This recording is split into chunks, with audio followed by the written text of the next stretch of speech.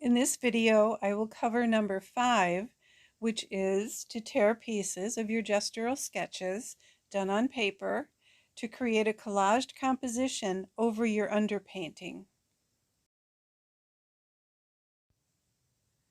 Now here I am back at my gestural drawings and paintings that I did earlier.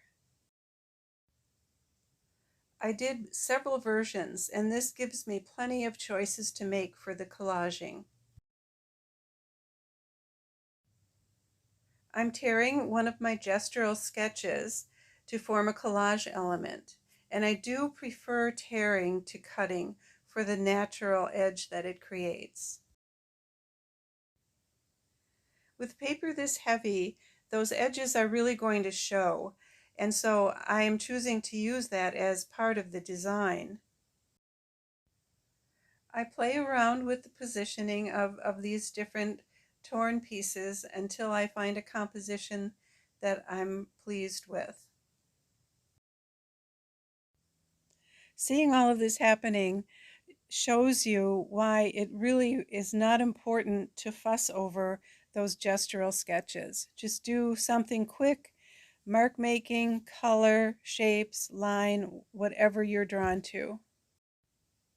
And silence that inner critic. These don't have to be good. We don't do good versus bad here.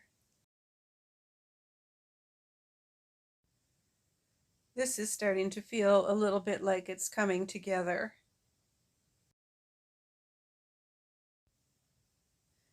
Time to start gluing some pieces down. I use acrylic medium, first painted onto the substrate, then the back of the piece being glued, and then again more over the top of the piece being glued. I use my squeegee to press it down firmly. You can also use an old credit card or anything rigid that will do the job for you. As I mentioned earlier, this is rather heavy paper for collaging, so you might need to go back under some of the edges and press them down a little extra hard just to make sure that they're adhered nicely.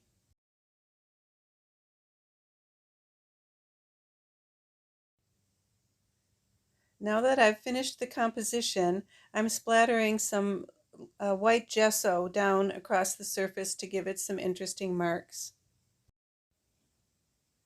So here's the final collaged piece, which was done in colors to respond to this printed version of the photograph, which is very different in color palette to the computer image. In the next lesson, I will pull it together a little bit more with a layer of oil and cold wax.